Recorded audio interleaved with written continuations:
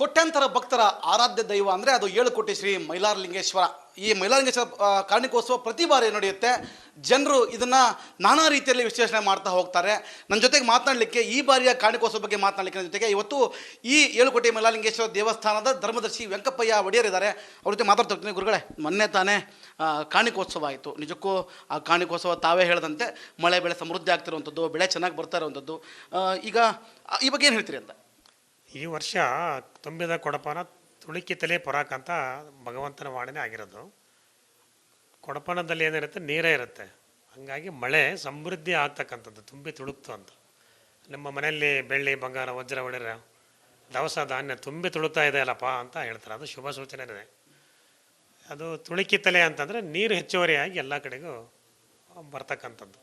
ಅದರಿಂದ ಮಳೆ ಜಾಸ್ತಿ ಬರುತ್ತೆ, ರೈತರು ಚೆನ್ನಾಗಿರ್ತಾರೆ ಅಂತಕ್ಕಂಥ ಒಂದು ಶುಭ ಸೂಚನೆ. ತಮ್ಮ ಒಂದು ಶಕ್ತಿ ಯಂತ್ರ, ತಾವು ಹಚ್ಚೋ ಭಂಡಾರದಿಂದ ಗುರುವಯ್ಯ ಕಾಣಿಕವನ್ನು ನುಡಿತಾನೆ. ಪ್ರತಿ ಬಾರಿಯೂ ತಾವು ಹೇಳಿದ ಮಾತ್ರ ಸತ್ಯವೇ ಆಗ್ತಾ ಬಂದಿರುವಂಥದ್ದು. ಯಾವತ್ತೂ ಇದನ್ನು ಯಾರು ಅಲೆಗಳದಾಗಲಿ ಅಥವಾ ಇದಕ್ಕೆ ಚರ್ಚೆಗೆ ಗ್ರಾಸ ಮಾಡುವಂಥ ಕೆಲಸ ಅಂತೂ ಯಾರೂ ಮಾಡಿಲ್ಲ. ಇನ್ನು ಈ ಸಾರ್ವಜನಿಕ ವಲಯವನ್ನು ಹೊರತುಪಡಿಸಿದ್ರೆ ಇನ್ನು ರಾಜಕೀಯವಾಗಿ ಏನು ಹೇಳ್ತೀರಿ ಗುರುಗಳು ಈ ಬಗ್ಗೆ? ರಾಜಕೀಯನೂ ತುಂಬಿದ ಕೊಡಪನಂತರನೇ ಇದೆ, ಏನು ತೊಂದರೆ ಇಲ್ಲ. ಅವ್ರಿಗೂ ಎಲ್ಲರಿಗೂ ಒಳ್ಳೆಯದಾಗತ್ತೆ. ಮನಸ್ಸುಗಳನ್ನು ಒಗ್ಗಟ್ಟನ್ನು ಮುರ್ಕೊಂಡು ಏರುಪೇರು ಮನಸ್ಸನ್ನು ಮಾಡ್ಕೊಂಡ್ರೆ ತುಳುಕಬಹುದು ಅಂತಕ್ಕಂಥ ಒಂದು ಗೂಢಾರ್ಥ ಈ ಕಾರಣಕದಲ್ಲಿ ಕಂಡು ಬರ್ತಾ ಇದೆ. ಎಲ್ಲರೂ ಒಗ್ಗಟ್ಟಿನಿಂದ ಹೋದರೆ ಸರ್ಕಾರ ಸುಭದ್ರವಾಗಿರುತ್ತೆ ಅಂತಕ್ಕಂಥದ್ದು. ಈ ಹಿಂದೆ ಜಾತ್ರೋತ್ಸವ ನಡಿಬೇಕಾದ್ರೆ ಡಿ.ಕೆ. ಶಿವಕುಮಾರ್ ಅವರು ಚಾಪರ್ ಮೇಲೆ ಬಂದಿದ್ದು, ಅಂದರೆ ಹೆಲಿಕಾಪ್ಟರಲ್ಲಿ ಬಂದಿದ್ದರು ಅನ್ನೋ ಒಂದು ಉದ್ದೇಶಕ್ಕೆ ಒಂದಿಷ್ಟು ಸಮಸ್ಯೆಗಳನ್ನು ಅನುಭವಿಸಿದ್ರು. ತದನಂತರ ತಮ್ಮ ಮಾರ್ಗದರ್ಶನದಲ್ಲಿ ಕೆಲವೊಂದಿಷ್ಟು ಪೂಜೆಗಳನ್ನು ನಡೆಸೋ ವ್ಯವಸ್ಥೆ ಆಯಿತು. ಅದಾದ ಬಳಿಕ ಒಂದು ಬೆಳ್ಳಿಯ ಒಂದು ಹೆಲಿಕಾಪ್ಟರ್ ಕೂಡ ಅವರು ದೇವಸ್ಥಾನಕ್ಕೆ ಕಾಣಿಕೆಯಾಗಿ ರೂಪದಲ್ಲಿ ನೀಡ್ತಾರೆ.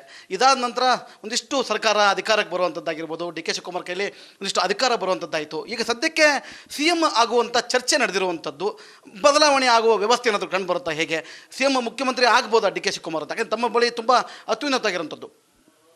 ಇಲ್ಲ, ನಮಗೆ ಅವರು ಮೈಲಾರ ಕ್ಷೇತ್ರಕ್ಕೆ ಭಕ್ತರಾಗಿ ಬಂದಿದ್ದರು. ಹೆಲಿಕಾಪ್ಟರ್ನಲ್ಲಿ ಬಂದಾಗ ಆ ವಿಚಾರ ತಿಳಿಸಿದ್ವಿ ನಾವು. ಆವಾಗ ದೋಷಗಳನ್ನು ಕಳ್ಕೊಂಡು ಪೂಜೆ ಪುರಸ್ಕಾರಗಳನ್ನ ಮಾಡಿ ಹರಕೆಗಳನ್ನೆಲ್ಲ ತೀರಿಸಿ ಹೋಗಿದ್ದಾರೆ ಇಲ್ಲಿಗೆ ಅವರು. ಅವತ್ತೇ ಎಲ್ಲದೂ ಅವ್ರಿಗೆ ಪರಿಪೂರ್ಣವಾಗಿ ಒಳ್ಳೆಯದಾಗುತ್ತೆ ಅಂತ ಹೇಳಿದ್ದೇವೆ. ಇಲ್ಲಿ ಯಾವ ಥರದ್ದು ಇದರಿಂದ ದೋಷ ಇನ್ನೇನು ಇರೋದಿಲ್ಲ ಅವರಿಗೆ. ಅಂದರೆ ಒಂದಿಷ್ಟು ದಿನ ಅಧಿಕಾರದಿಂದ ದೂರ ಇದ್ದರು. ಮೈಲಾರಲಿಂಗೇಶ್ವರ ಬಂದು ಇಲ್ಲಿ ಕಾಣಿಕೆ ಕೊಟ್ಟು ತಮ್ಮ ಅವತ್ತು ಹೇಳಿದಂತೆ ಪೂಜೆ ಪುನಸ್ಕಾರ ಆದ ನಂತರ ಮತ್ತೆ ಅಧಿಕಾರಕ್ಕೆ ಬಂದರು. ಮತ್ತೇನಾದರೂ ದೋಷಗಳಿದಾವ? ಅವರು ಹೇಗೆ ಪೂಜೆ ಪುನಸ್ಕಾರ ಮಾಡಿದ್ರೆ ಮತ್ತೆ ಮುಖ್ಯಮಂತ್ರಿ ಆಗೋ ಚಾನ್ಸಸ್ ಏನಾದರೂ ಇದೆಯಾ ಅಂತ? ಇಲ್ಲ, ಆ ಥರದ್ದು ದೋಷ ಮೈಲಾರಲಿಂಗೇಶ್ವರನಿಂದ ಸನ್ನಿಧಾನದಿಂದ ಏನೂ ಇಲ್ಲ. ಯೋಗ ಇದ್ದರೆ ಅವ್ರಿಗೂ ಆಗಲಿ, ಏನು ತೊಂದರೆ ಇಲ್ಲ. ಅವ್ರ ಸಂಕಲ್ಪ ಕೂಡ ಅದೇ ಇತ್ತಿಲ್ಲಿ. ನಾವು ಮುಖ್ಯಮಂತ್ರಿ ಆದರೆ ಮತ್ತೆ ಕ್ಷೇತ್ರಕ್ಕೆ ಬರಂಗೆ ಮಾಡ್ಕೊಳ್ಳಪ್ಪ ಅಂತ ಅವರೇ ಪ್ರಾರ್ಥನೆ ಸಲ್ಲಿಸಿದ್ದಾರೆ. ಮತ್ತು ಎಲ್ಲ ಭಕ್ತರು ಏನು ಪ್ರಾರ್ಥನೆ ಸಲ್ಲಿಸ್ತಾರೆ ಅದಾಗಲಿ, ಒಳ್ಳೇದಾಗಲಿ ಅಂತ ಹಾರೈಸೋಕೆ ನಾವು ಗುರುಗಳಿರೋದಷ್ಟೇ. ಅಂದರೆ ಒಂದು ಕಡೆ ಏನಾದರೂ ಯಾವ ಥರ ಮಾತಾಡಿದ್ರೆ ಈ ರೀತಿ ಇದೆ ಆಗಿದೆ ಅಂತ, ಯಾವ್ಯಾವ ಥರ ಪೂಜೆ ಮಾಡಿಸಿರು ಅಂತವ್ರು? ಇಲ್ಲ, ಆ ಥರದ್ದೇನಿಲ್ಲ. ಪ್ರತಿ ಭಕ್ತರಾಗಿ ಅವರು ನಮ್ಮ ಹತ್ರ ಮಾತಾಡ್ತಾ ಇರ್ತಾರೆ, ಪೂಜೆ ಮಾಡಿಸ್ರಿ ಅಂತ ಹೇಳ್ತಿರ್ತಾರೆ. ಆ ಪ್ರಕಾರ ನಾವು ಪೂಜೆ ಮಾಡಿಸ್ತೀವಿ ಅಷ್ಟೇ. ಸದ್ಯಕ್ಕೆ ರಾಜಕೀಯವಾಗಿ ಬಹಳಷ್ಟು ಚರ್ಚೆ ನಡೆದಿರುವಂಥದ್ದು, CM ಬದಲಾವಣೆ ಆಗಿರ್ಬೋದು, ಡಿ.ಕೆ. ಶಿವಕುಮಾರ್ ಅವರಿಗೆ ಅಧಿಕಾರ ಬೇಕು, ಸಿದ್ದರಾಮಯ್ಯನವರು ಅರ್ಧ ವರ್ಷ, ಈ ರೀತಿ ಸಾಕಷ್ಟು ಚರ್ಚೆ ರಾಜಕೀಯ ವಲಯದಲ್ಲೇ ಕೇಳಿಬರ್ತಾ ಇದೆ. ಇನ್ನು ಈ ಒಂದು ಕಾರಣಿಕೋತ್ಸವನ ವಿಶ್ಲೇಷಣೆ ಮಾಡೋದಾದ್ರೆ ರಾಜಕೀಯವಾಗಿ ಮುಂದೆ ಏನಾದರೂ ಯೋಗ ಇರ್ಬೋದಾ ಅಂತ? ಅಲ್ಲ, ಮೈಲಾರ ಕ್ಷೇತ್ರಕ್ಕೆ ಬಂದಿರೋ ಎಲ್ಲರಿಗೂ ಯೋಗ ಚೆನ್ನಾಗಿದೆ. ಯಾರಿಲ್ಲಿ ಭಗವಂತನ ದರ್ಶನ ಮಾಡ್ಕೊಂಡಿದ್ದಾರೆ. ನಮ್ಮ ಸಿದ್ದರಾಮಯ್ಯ ಸಾಹೇಬರು ಕೂಡ ಬಂದು ಇಲ್ಲಿ ಪೂಜೆ ಪುನಸ್ಕಾರ ಮಾಡಿಸ್ಕೊಂಡು ಭಕ್ತರಾಗಿ ಕಾಮನ್ ಮನುಷ್ಯರಾಗಿ ಬಂದಿದ್ರು ಅವ್ರು. ಪಾಪ ಅವರು ಬಂದು ಹೋದ ತಕ್ಷಣ ವಿರೋಧ ಪಕ್ಷದ ನಾಯಕರು ಆದರು ಅವರು. ಆವಾಗಲೇ ಇವತ್ತಿಗೂ ಅದು ನಮಗೆ ಜ್ಞಾಪಕ ಇದೆ.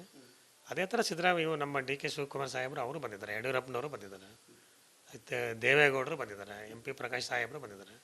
ಈ ಭಗವಂತನ ಹತ್ರ ಯಾರು ಅದನ್ನು ಪ್ರಾರ್ಥನೆ ಸಲ್ಲಿಸಿದ್ದಾರೆ, ಅವ್ರು ಏನು ಸಂಕಲ್ಪ ಮಾಡಿದ್ರೆ ಅದು ಈಡೇರಿಸ್ತಕ್ಕಂಥ ಶಕ್ತಿ ಈ ದೇವರಲ್ಲಿದೆ. ಇದೆ ಅಂತಂದರೆ ಹಾಗಾದರೆ ಮುಂದೆ ಒಂದಿನ ಮುಖ್ಯಮಂತ್ರಿ ಆಗೋ ಯೋಗ ಇದೆ ಅಂತ? ಅವ್ರು ಏನು ಪ್ರಾರ್ಥನೆ ಸಲ್ಲಿಸಿದ್ರೆ ಅದು ಆಗಲಿ, ಒಳ್ಳೇದಾಗಲಿ. ಅವ್ರು ಏನು ಅಂದ್ಕೊಂಡಿದ್ರೆ ಅದು ಆಗಲಿ ಅಂತ ನಾವು ಹೇಳ್ತಾ ಇದ್ದೀವಿ ಅಷ್ಟೇ.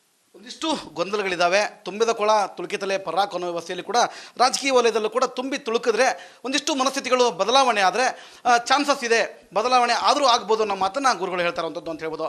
ಕ್ಯಾಮರಾ ಪರ್ಸನ್ ಶಂಕರ್ ಕೋಪ ಜೊತೆ ಮಾರುತಿ BM ರಿಪಬ್ಲಿಕ್ ಕನ್ನಡ, ಹಾವೇರಿ. ಕೋಟ್ಯಾಂತರ ಭಕ್ತರ ಆರಾಧ್ಯ ದೈವ ಅಂದರೆ ಅದು 7 ಕೋಟಿ ಶ್ರೀ ಮೈಲಾರಲಿಂಗೇಶ್ವರ. ಈ ಮೈಲಾರಲಿಂಗೇಶ್ವರ ಕಾರಣಿಕೋತ್ಸವ ಪ್ರತಿ ಬಾರಿ ನಡೆಯುತ್ತೆ. ಜನರು ಇದನ್ನು ನಾನಾ ರೀತಿಯಲ್ಲಿ ವಿಶ್ಲೇಷಣೆ ಮಾಡ್ತಾ ಹೋಗ್ತಾರೆ. ನನ್ನ ಜೊತೆಗೆ ಮಾತನಾಡಲಿಕ್ಕೆ ಈ ಬಾರಿಯ ಕಾರಣಿಕೋತ್ಸವ ಬಗ್ಗೆ ಮಾತನಾಡಲಿಕ್ಕೆ ನನ್ನ ಜೊತೆಗೆ ಇವತ್ತು ಈ 7 ಕೋಟಿ ಮೈಲಾರಲಿಂಗೇಶ್ವರ ದೇವಸ್ಥಾನದ ಧರ್ಮದರ್ಶಿ ವೆಂಕಪ್ಪಯ್ಯ ಒಡೆಯರ್ ಇದ್ದಾರೆ. ಅವ್ರ ಜೊತೆ ಮಾತಾಡ್ತಾ ಹೋಗ್ತೀನಿ. ಗುರುಗಳೇ, ಮೊನ್ನೆ ತಾನೇ ಕಾರಣಿಕೋತ್ಸವ ಆಯಿತು. ನಿಜಕ್ಕೂ ಆ ಕಾರಣಿಕೋತ್ಸವ ತಾವೇ ಹೇಳಿದಂತೆ ಮಳೆ ಬೆಳೆ ಸಮೃದ್ಧಿ ಆಗ್ತಿರುವಂಥದ್ದು, ಬೆಳೆ ಚೆನ್ನಾಗಿ ಬರ್ತಾ ಇರುವಂಥದ್ದು. ಈಗ ಈ ಬಗ್ಗೆ ಏನು ಹೇಳ್ತೀರಿ ಅಂತ?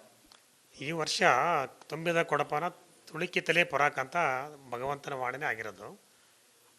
ಕೊಡಪನದಲ್ಲಿ ಏನಿರುತ್ತೆ ನೀರೇ ಇರುತ್ತೆ. ಹಾಗಾಗಿ ಮಳೆ ಸಮೃದ್ಧಿ ಆಗ್ತಕ್ಕಂಥದ್ದು ತುಂಬಿ ತುಳುಕ್ತು ಅಂತ. ನಮ್ಮ ಮನೆಯಲ್ಲಿ ಬೆಳ್ಳಿ ಬಂಗಾರ ವಜ್ರ ಒಡೆರ ದವಸ ಧಾನ್ಯ ತುಂಬಿ ತುಳುಕ್ತಾ ಇದೆ ಅಲ್ಲಪ್ಪ ಅಂತ ಹೇಳ್ತಾರೆ. ಅದು ಶುಭ ಸೂಚನೆನೇ.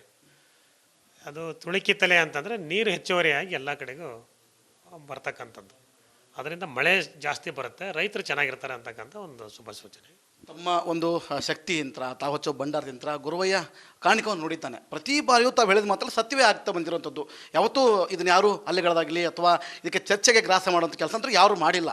ಇನ್ನು ಈ ಸಾರ್ವಜನಿಕ ವಲಯವನ್ನು ಹೊರತುಪಡಿಸಿದ್ರೆ ಇನ್ನು ರಾಜಕೀಯವಾಗಿ ಏನು ಹೇಳ್ತೀರಿ ಗುರುಗಳು ಈ ಬಗ್ಗೆ? ರಾಜಕೀಯನೂ ತುಂಬಿದ ಕೊಡಪಾನಂತರನೇ ಇದೆ, ಏನು ತೊಂದರೆ ಇಲ್ಲ. ಅವ್ರಿಗೂ ಎಲ್ಲರಿಗೂ ಒಳ್ಳೆಯದಾಗತ್ತೆ. ಮನಸ್ಸುಗಳನ್ನು ಒಗ್ಗಟ್ಟನ್ನು ಮುರ್ಕೊಂಡು ಏರುಪೇರು ಮನಸ್ಸನ್ನು ಮಾಡ್ಕೊಂಡ್ರೆ ತುಳುಕಬಹುದು ಅಂತಕ್ಕಂಥ ಒಂದು ಗೂಢಾರ್ಥ ಈ ಕಾರಣಕದಲ್ಲಿ ಕಂಡು ಬರ್ತಾ ಇದೆ. ಎಲ್ಲರೂ ಒಗ್ಗಟ್ಟಿನಿಂದ ಹೋದರೆ ಸರ್ಕಾರ ಸುಭದ್ರವಾಗಿರುತ್ತೆ ಅಂತಕ್ಕಂಥದ್ದು. ಈ ಹಿಂದೆ ಜಾತ್ರೋತ್ಸವ ನಡಿಬೇಕಾದ್ರೆ ಡಿ ಕೆ ಶಿವಕುಮಾರ್ ಅವರು ಚಾಪರ್ ಮೇಲೆ ಬಂದಿದ್ದು ಅಂದರೆ ಹೆಲಿಕಾಪ್ಟರ್ಲ್ಲಿ ಬಂದಿದ್ದರು ಅನ್ನೋ ಒಂದು ಉದ್ದೇಶಕ್ಕೆ ಒಂದಿಷ್ಟು ಸಮಸ್ಯೆಗಳನ್ನು ಅನುಭವಿಸಿದ್ರು. ತದನಂತರ ತಮ್ಮ ಮಾರ್ಗದರ್ಶನದಲ್ಲಿ ಕೆಲವೊಂದಿಷ್ಟು ಪೂಜೆಗಳನ್ನು ನಡೆಸೋ ವ್ಯವಸ್ಥೆ ಆಯಿತು. ಅದಾದ ಬಳಿಕ ಒಂದು ಬೆಳ್ಳಿಯ ಒಂದು ಹೆಲಿಕಾಪ್ಟರ್ ಕೂಡ ಅವರು ದೇವಸ್ಥಾನಕ್ಕೆ ಕಾಣಿಕೆಯಾಗಿ ರೂಪದಲ್ಲಿ ನೀಡ್ತಾರೆ. ಇದಾದ ನಂತರ ಒಂದಿಷ್ಟು ಸರ್ಕಾರ ಅಧಿಕಾರಕ್ಕೆ ಬರುವಂಥದ್ದಾಗಿರ್ಬೋದು, ಡಿ ಕೆ ಶಿವಕುಮಾರ್ ಕೈಲಿ ಒಂದಿಷ್ಟು ಅಧಿಕಾರ ಬರುವಂಥದ್ದಾಯಿತು. ಈಗ ಸದ್ಯಕ್ಕೆ CM ಆಗುವಂಥ ಚರ್ಚೆ ನಡೆದಿರುವಂಥದ್ದು, ಬದಲಾವಣೆ ಆಗುವ ವ್ಯವಸ್ಥೆ ಏನಾದರೂ ಕಂಡು ಬರುತ್ತಾ? ಹೇಗೆ CM ಮುಖ್ಯಮಂತ್ರಿ ಆಗ್ಬೋದಾ ಡಿ ಕೆ ಶಿವಕುಮಾರ್? ಯಾಕಂದ್ರೆ ತಮ್ಮ ಬಳಿ ತುಂಬ ಅತ್ಯುನ್ನತ ಆಗಿರುವಂಥದ್ದು. ಇಲ್ಲ, ನಮಗೆ ಅವರು ಮೈಲಾರ ಕ್ಷೇತ್ರಕ್ಕೆ ಭಕ್ತರಾಗಿ ಬಂದಿದ್ದರು. ಹೆಲಿಕಾಪ್ಟರ್ನಲ್ಲಿ ಬಂದಾಗ ಆ ವಿಚಾರ ತಿಳಿಸಿದ್ವಿ ನಾವು. ಅವಾಗ ದೋಷಗಳನ್ನು ಕಳ್ಕೊಂಡು ಪೂಜೆ ಪುನಸ್ಕಾರಗಳನ್ನ ಮಾಡಿ ಹರಕೆಗಳನ್ನೆಲ್ಲ ತೀರಿಸಿ ಹೋಗಿದ್ದಾರೆ ಇಲ್ಲಿಗೆ ಅವರು. ಅವತ್ತೇ ಎಲ್ಲದೂ ಅವ್ರಿಗೆ ಪರಿಪೂರ್ಣವಾಗಿ ಒಳ್ಳೆಯದಾಗುತ್ತೆ ಅಂತ ಹೇಳಿದ್ದೀವಿ. ಇಲ್ಲಿ ಯಾವ ಥರದ್ದು ಇದರಿಂದ ದೋಷ ಇನ್ನೇನು ಇರೋದಿಲ್ಲ ಅವರಿಗೆ. ಅಂದರೆ ಒಂದಿಷ್ಟು ದಿನ ಅಧಿಕಾರದಿಂದ ದೂರ ಇದ್ದರು. ಮೈಲಾಲಿಂಗೇಶ್ವರ ಬಂದು ಇಲ್ಲಿ ಕಾಣಿಕೆ ಕೊಟ್ಟು ತಮ್ಮ ಅವತ್ತು ಹೇಳಿದಂತೆ ಪೂಜೆ ಪುನಸ್ಕಾರ ಆದ ನಂತರ ಮತ್ತೆ ಅಧಿಕಾರಕ್ಕೆ ಬಂದರು.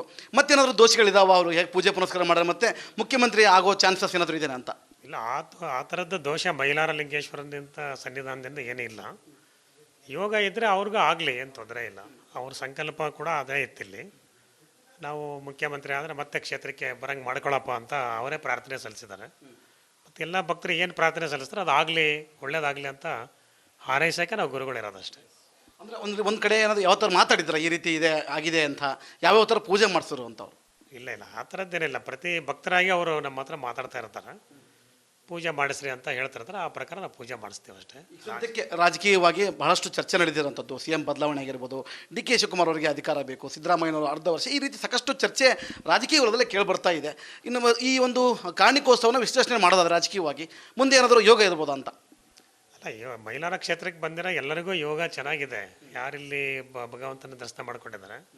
ನಮ್ಮ ಸಿದ್ದರಾಮಯ್ಯ ಸಾಹೇಬರು ಕೂಡ ಬಂದು ಇಲ್ಲಿ ಪೂಜೆ ಪುನಸ್ಕಾರ ಮಾಡಿಸ್ಕೊಂಡು ಭಕ್ತರಾಗಿ ಕಾಮನ್ ಮನುಷ್ಯರಾಗಿ ಬಂದಿದ್ರು ಅವ್ರು. ಪಾಪ ಅವರು ಬಂದು ಹೋದ ತಕ್ಷಣ ವಿರೋಧ ಪಕ್ಷದ ನಾಯಕರು ಆದರು ಅವರು. ಆವಾಗಲೇ ಇವತ್ತಿಗೂ ಅದು ನಮಗೆ ಜ್ಞಾಪಕ ಇದೆ. ಅದೇ ಥರ ಸಿದ್ದರಾಮಯ್ಯ ನಮ್ಮ ಡಿ ಕೆ ಶಿವಕುಮಾರ್ ಸಾಹೇಬರು ಅವರು ಬಂದಿದ್ದಾರೆ, ಯಡಿಯೂರಪ್ಪನವರು ಬಂದಿದ್ದಾರೆ, ಮತ್ತು ದೇವೇಗೌಡರು ಬಂದಿದ್ದಾರೆ, MP ಪ್ರಕಾಶ್ ಸಾಹೇಬರು ಬಂದಿದ್ದಾರೆ.